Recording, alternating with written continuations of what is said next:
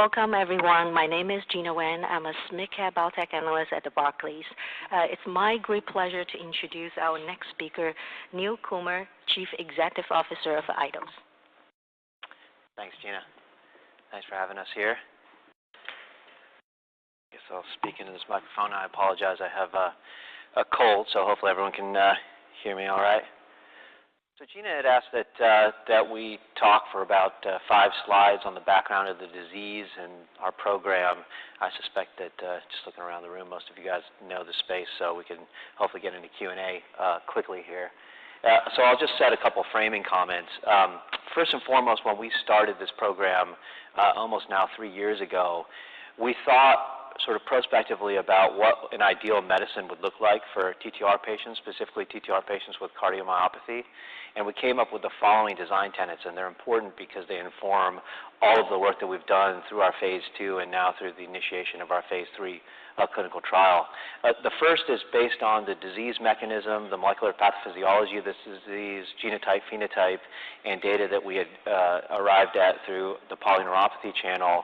Our understanding was that a near-complete stabilizer, something that did better than the 60% that tafamidis does at 80 mg, and something that arrives at somewhere between 95 and 100% stabilization for even the most destabilized mutant patients, would be an optimal medicine. So point number one is we wanted to design a medicine using traits and clues from human genetics that could lead to near-complete stabilization. Number 2 is we wanted a medicine that increased serum TTR. As many of you know, serum TTR is probably the best of numerous flawed clinical biomarkers in this space. It's the most accurate univariate predictor and prognostic indicator within this disease. And we know of no known animals or humans that don't have TTR. TTR is a 5 micromolar protein that turns over every 2 days, so there's a lot of energetics behind keeping this thing around. So it's not just the backup to the backup thyroxine transporter, most likely, seems to be important. And then the final piece that we went into the program thinking about was, could we develop something that was equipotent both against the V122I mutation, which is the most common of the cardiomyopathy mutations, as well as the wild-type protein. And that's why we presented a couple years ago now at AHA the fact that, unlike tafamidis, at least in our hands, biochemically, we're equipotent across a broad spectrum of mutations. So those were the design tenets that we began the program with. And the reason that we got interested in this space to begin with was really the burden of disease, which I think most people are coming to appreciate now on the cardiomyopathy side is quite large. And that is both from the hereditary standpoint, where almost 3.5% of African Americans have a V122I mutation with a penetrance of about 10%, as well as in the wild-type population, where studies suggest that between 15 and 20% of HFpEF patients have pathogenic deposition of amyloidotic plaque. And so kind of however you want to cut it, Pfizer's saying 400,000 to 500,000 patients between the US and EU. The sort of concomitant fact that we can now diagnose this with a non-biopsy technetium scan, coupled with the fact that the burden of disease, 42% of patients dead in 30 months in the ATTRACT trial, suggests that there's a lot to be done for these patients and that the population is meaningful. We could talk a little bit more about that in our Q&A. So what have we demonstrated to date? Sorry, it's just echoing a little bit. What have we demonstrated to date? I'm just going to go quickly through, hopefully, data that many of you know, our phase 2 clinical trial data. So in class 2, class 3 patients, about 30% with mutations, we showed that we were able to achieve that near-complete stabilization. Importantly, at our high dose, you can see one of the things that we always focus in on is the tightness of the error bars, and this is standard deviation, not standard error, around these patients, because we want for every patient to keep them in that 100% stabilization regime as long as possible. The reason for that, again, is you want to turn off the spigot of toxic monomer that's ultimately depositing in the heart in the case of cardiomyopathy, and you want to do that as long as possible. So that is why we are excited about progressing the 800 mg dose forward. And I think the data that really got us and clinicians excited was the dose-responsive data that we presented at AHA this past year, showing that at least at our 800 milligram dose, we were able to take even the sickest of mutant patients. Some of these patients, as I'll just show you, had very, very low circulating levels of serum TTR. We were able to 100% stabilize them, or near 100% stabilize them, and bring their serum TTR levels back up to normal. This is something that it doesn't seem as if tafamidis is doing either biochemically, or if you look at the hazard ratios in the ATTRACT paper, one would expect to see an improved hazard ratio in the context of mutants or class 3 patients, and you didn't see that, as many have noted.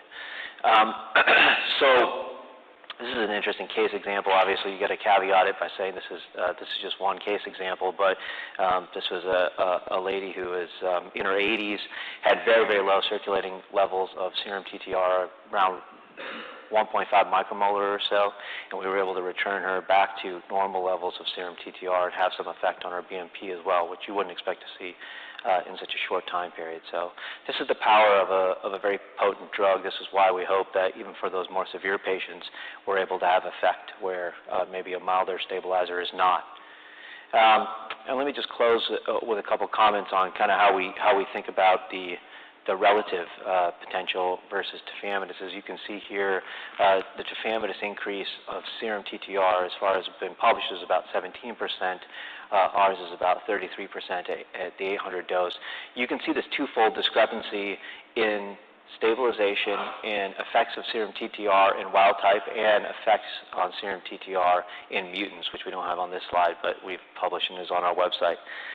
So that's all relatively consistent. It seems like we're doing roughly twice as well on the parameters that we care about in terms of the molecular mechanism of the disease.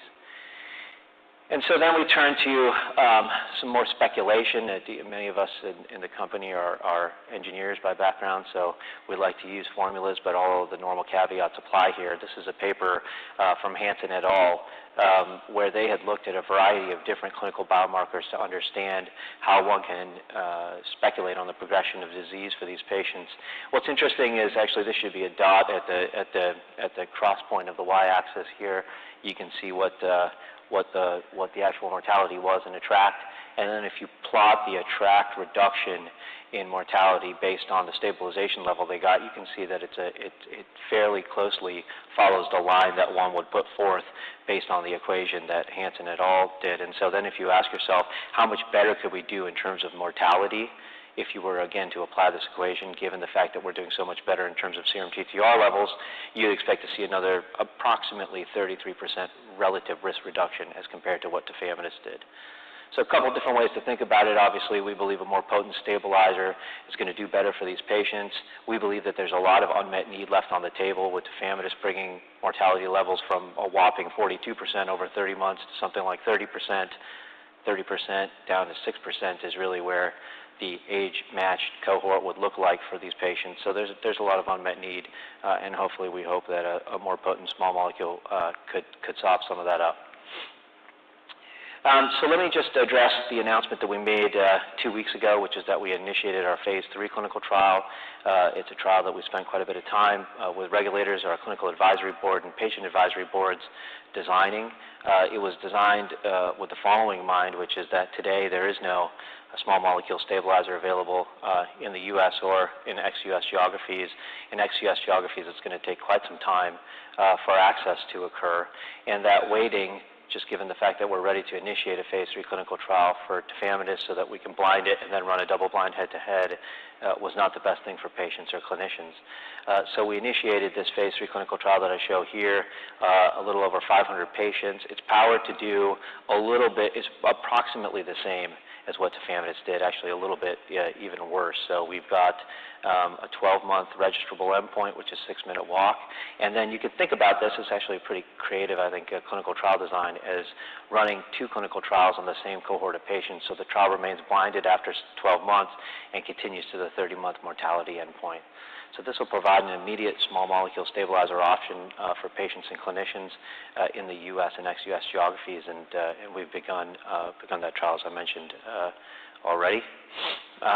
Concomitant with that, we've started to build out our commercial efforts. This is obviously a very large market, and part of this is really driving an understanding of how technetium scanning, where you find these patients, where to look, and how to look are basically the catchwords that both us and Pfizer are using, and we actually look forward to partnering with companies like Pfizer and others to build awareness of this amongst the physician community.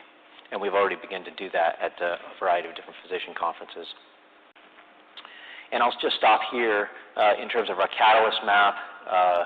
which some would have described as relatively sleepy before. I think we've got now news coming every 12 months or so. The first bit of news that we'll be releasing will be the results of our OLE from our phase 2, about 47 patients, and we should talk about that toward the end of this year. And then we would be looking to talk about the top-line results of our phase 3 about 12 months after that. And we have $150 million on the balance sheet, so that should get us through top-line data from our Part A pretty comfortably. So let me stop there, and let's get into the Q&A, if that makes sense. Sure. Thank you, Neil. That's very helpful. So maybe, you just mentioned, the phase 3 trial design. You just announced actually earlier, I think last week, right? So maybe, if you can share with us the rationale, choosing placebo-controlled design versus a head-to-head or combination versus, tafamidis alone, from, both clinical development strategy perspective and also the commercial perspective.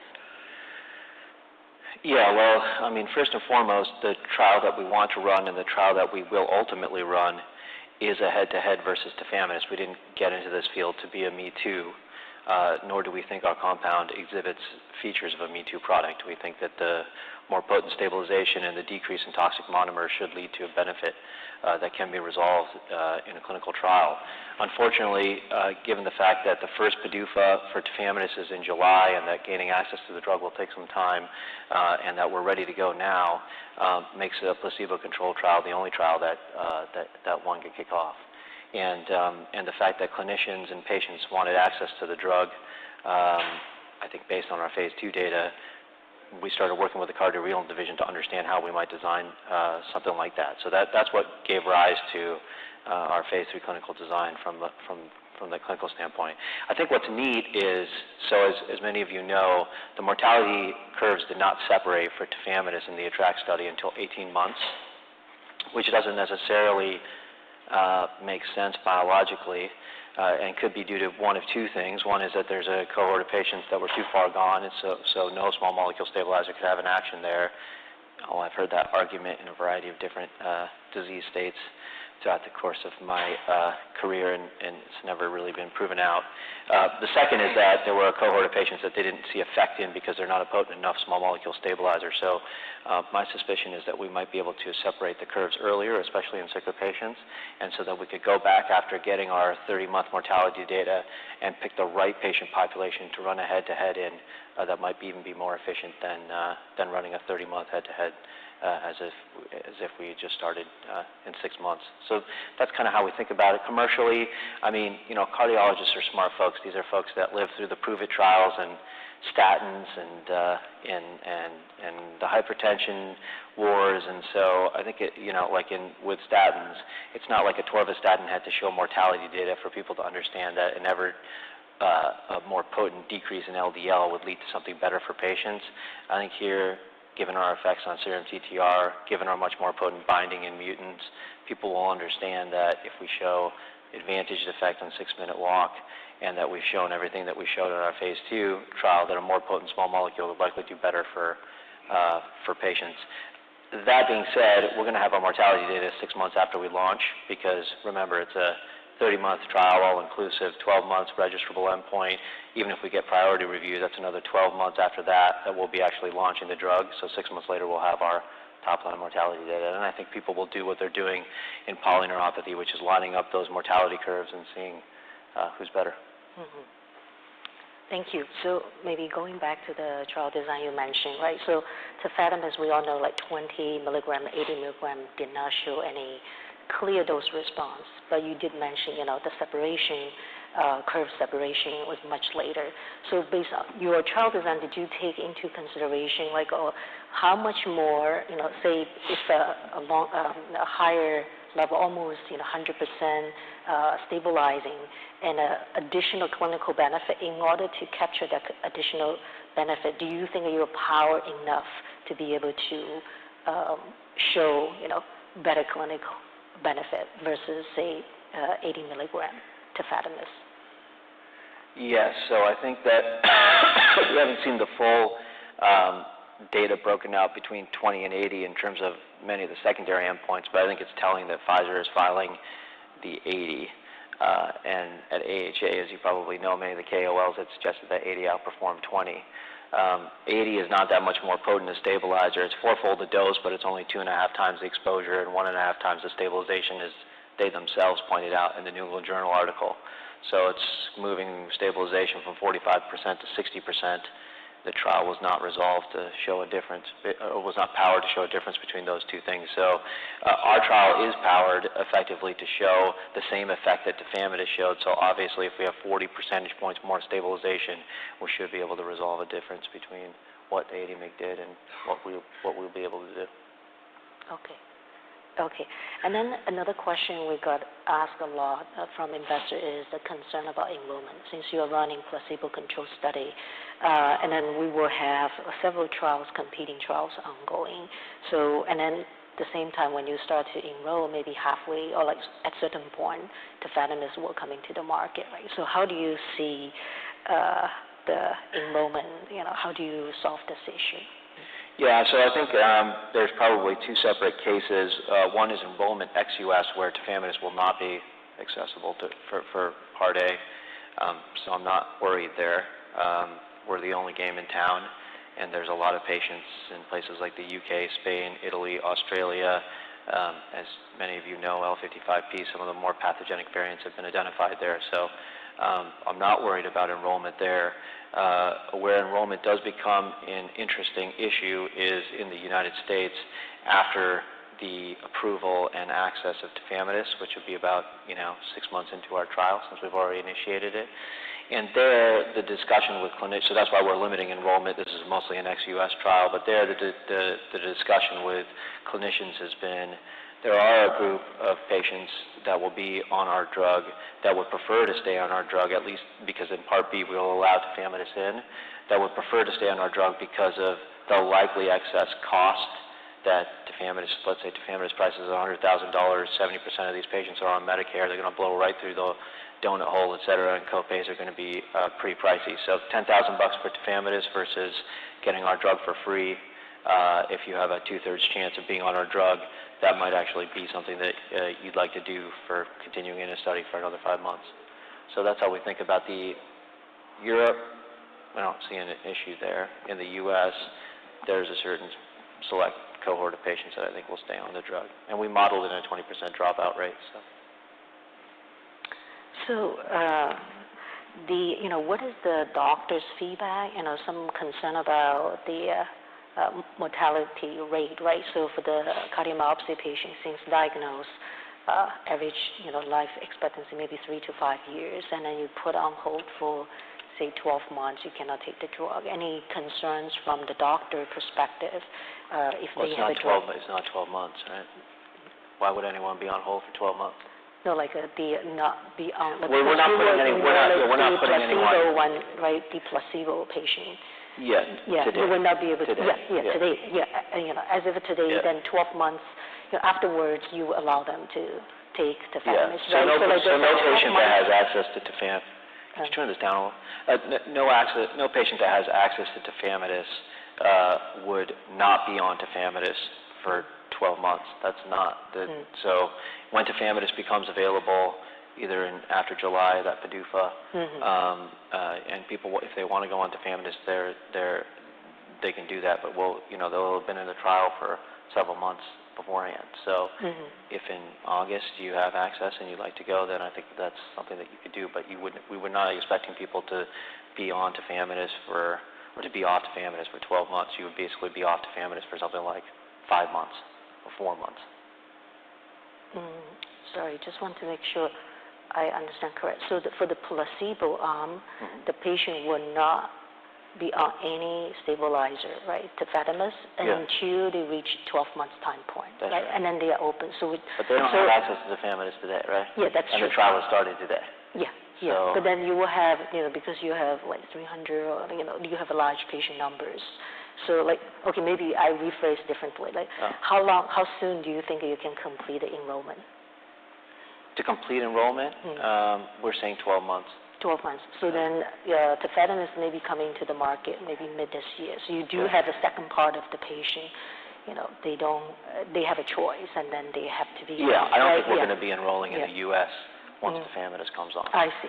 So after that, you will move to all the early US. enrollment will be in the U.S., where clinicians are excited to put patients on their drug because there's nothing available, and that they think that those people would carry out a 12-month trial. But it's not like I'm going to enroll any patients in the U.S. in August. I see. Okay. Yeah, because tafamidis will be available. Okay. That's why it's mostly an ex-U.S. study. Yeah. So then another question is, after 12 months, maybe first question is the thought process of choosing 12 months as a 6-minute walk test. Yeah. The timeline, like the rationale to choose 12 months. Well, if you look at again at the separation that was published in ATTR-ACT, the curve separated almost immediately.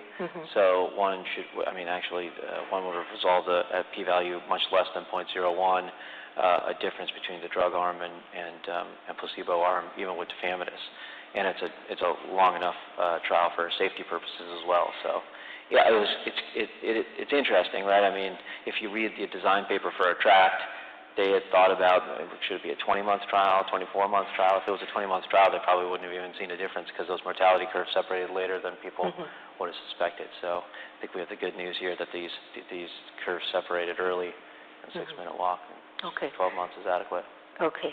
And then, based on your feedback with FDA, did the FDA see anything in terms of the magnitude of benefit 6 minutes walk test at the 12 months in order for potential accelerated approval? So I think it's pretty important. This is not accelerated approval. This is actually approval. It's a 6-minute walk as a registrable endpoint. FDA cares about making people feel better or die less. So it's not contingent on what happens at 30 months or any other trial that we run.